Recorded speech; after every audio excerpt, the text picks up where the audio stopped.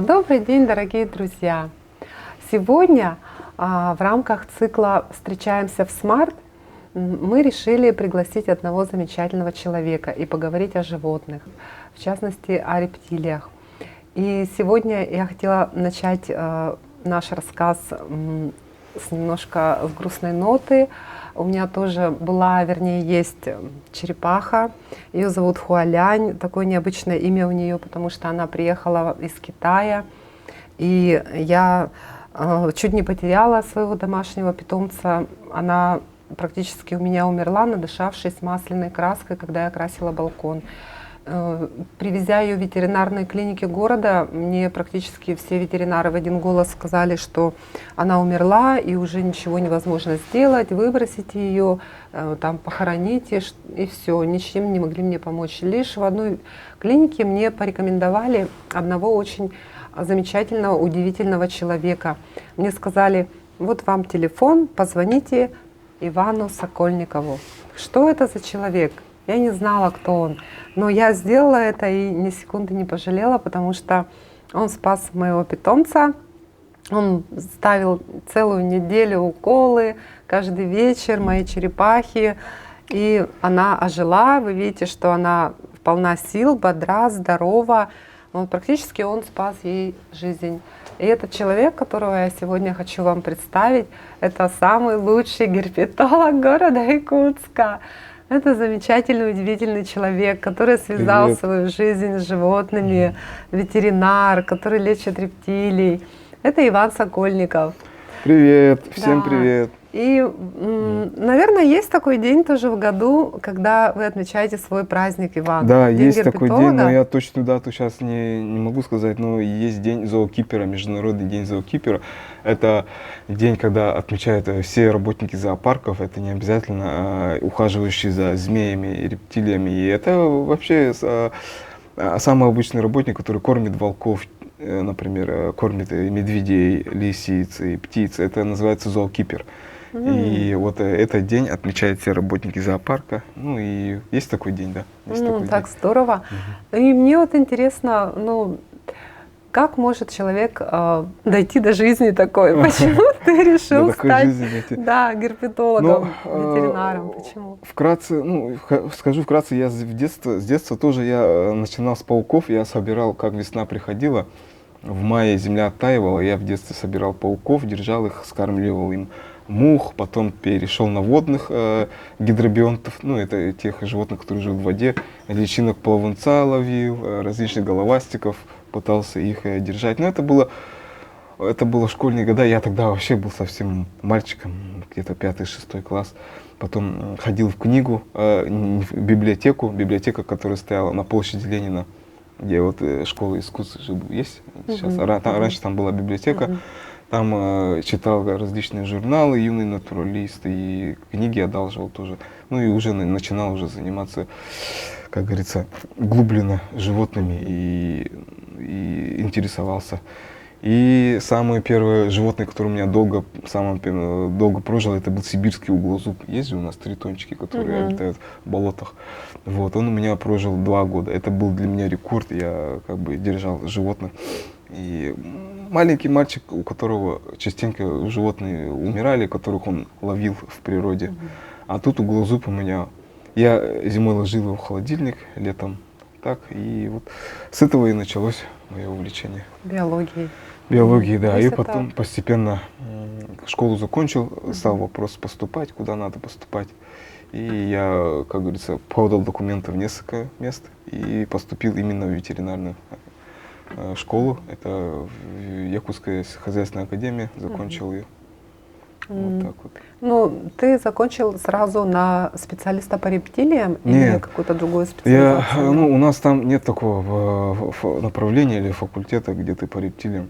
Я закончил по оленям и по копытным животным. Но так как я остался в городе, я начал работать по кошкам-собакам. Потом постепенно практику проходил по кошкам-собакам и трудоустроился в зоопарк Ортодойду. И там уже командировки отправляли, там и коллектив был такой, что я больше пристрастился к рептилиям, черепахам, змеям, тараканам, крупным. И постепенно прокачивался и набирался знаний. И в другие зоопарки ездил, там с ребятами знакомился, со сверстниками. Ну, там сверстники есть старшие, и они меня тоже давали знания, прокачивали. И постепенно я уже стал специалистом по экзотическим животным. Ты не жалеешь сейчас, что выбрал эту профессию? Нет, я не жалею, Нравится? мне нравится эта работа, потому что нас в городе, я не самый лучший гипер, нас в городе... Ну, для меня ты самый лучший, потому что ты спас моего домашнего любимца. Да, я вот в городе знаю несколько человек, еще помимо меня, они тоже могут ставить уколы, лечить рептилий, они знают, с какой стороны подойти к змее, как делать УЗИ черепахам, чтобы определить яйца.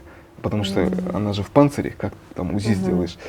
И есть еще несколько людей, которые тоже узкие специалисты. Ну, по городу мало. Ну да, это прям нужно, наверное, знать их в лицо, знать их номера телефонов, потому что сейчас это очень стало популярно и модно держать в домах черепах, змей, разных ящериц.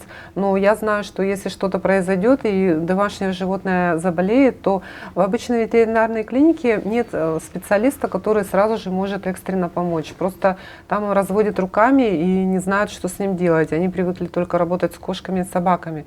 Поэтому мне кажется, вот столь важно, что ты у нас есть в городе. Вот я знаю, что сегодня ты пришел не один. Да, Кто-то я с тобой сегодня пришел? привез очень много своих животных. И я принес еще одну черепаху. Сейчас. Да.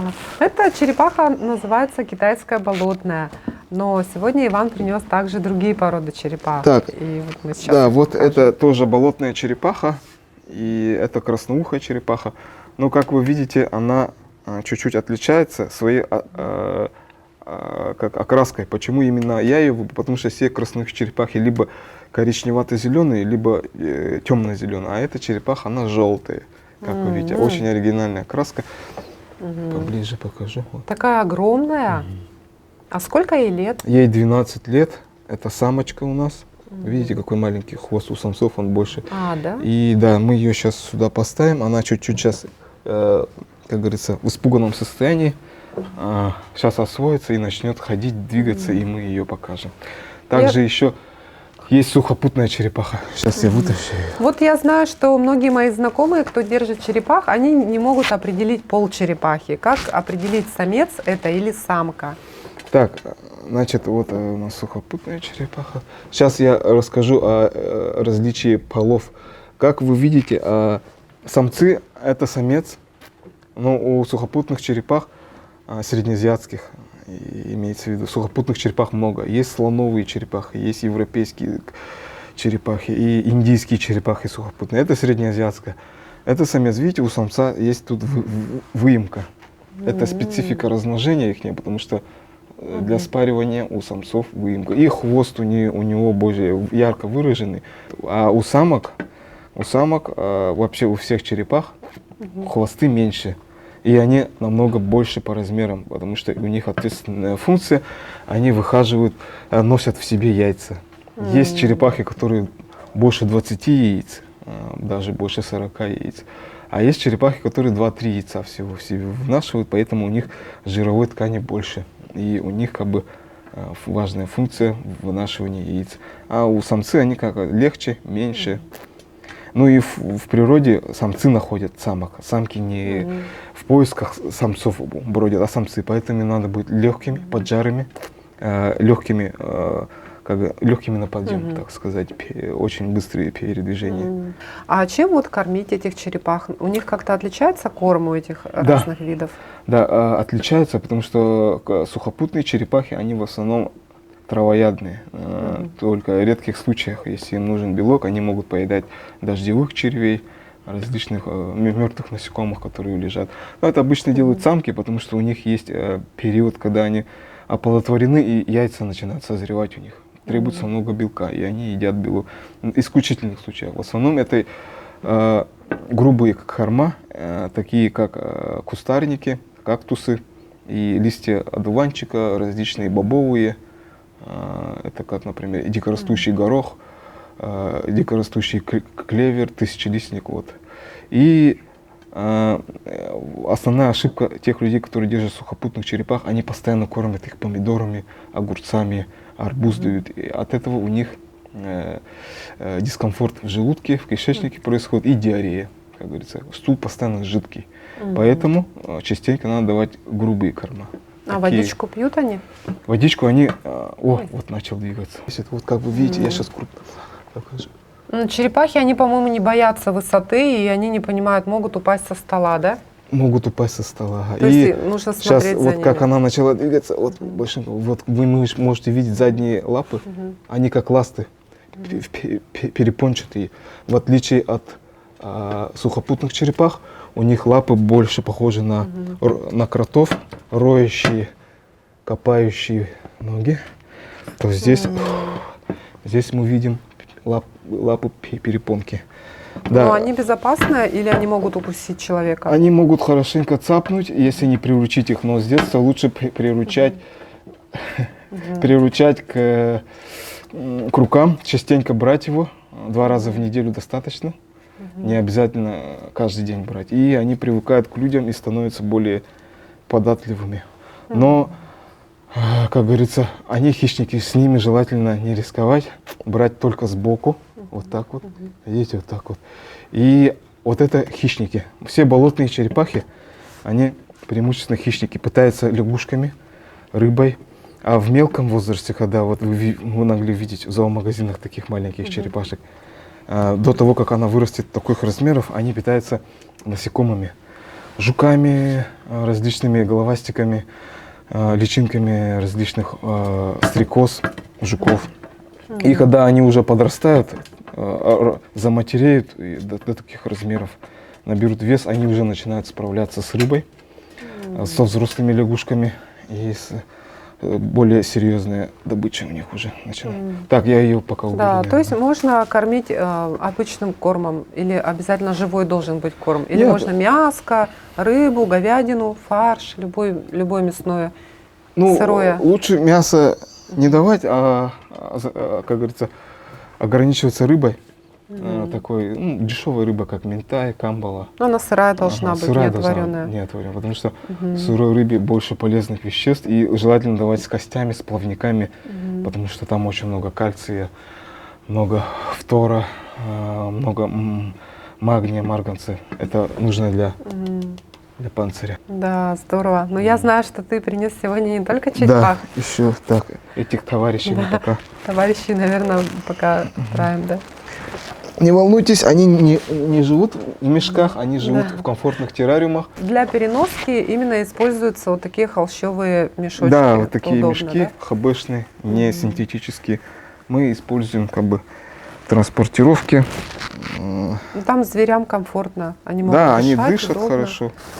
И, как говорится, вот, значит, сегодня у нас еще гость есть. Это Вау, спокойный. бородатые агамы, тоже очень хорошо приручаются к человеку, условия в неволе.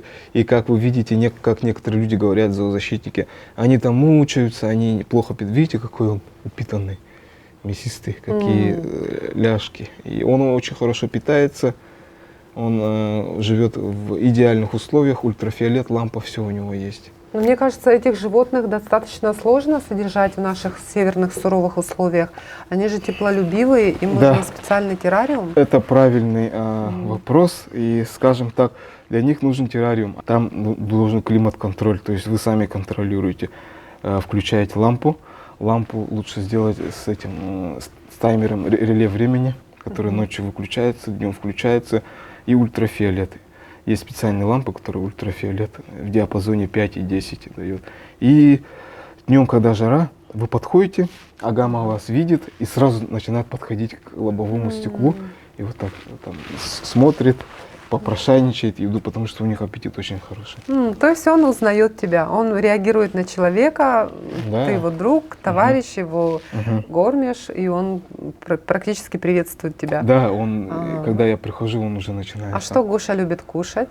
Чем можно кормить таких? Гоша любит, тараканов любит. Тараканов, живых? Или Живых. можно раздавленного тоже? Можно и раздавленного, и живого. Но когда они в детстве, лучше живых давать, потому что в детстве они юные и наивные, и они едят то, что двигается. А когда они взрослые, они уже знают время, когда ты кормишь. Пинцет свой знает, с которого ты... И все, что находится на пинцете, они считают, что это съедобно.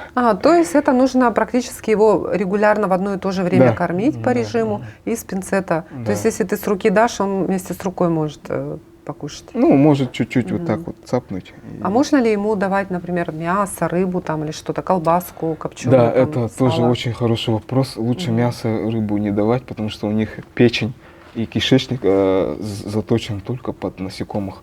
То есть легкий белок, легкий хитин, они, если рыбу дашь, они даже кости не смогут переварить, ферментация другая, и кости могут просто закупорить желудок и кишечник. Лучше кормить тем, что он питается в природе.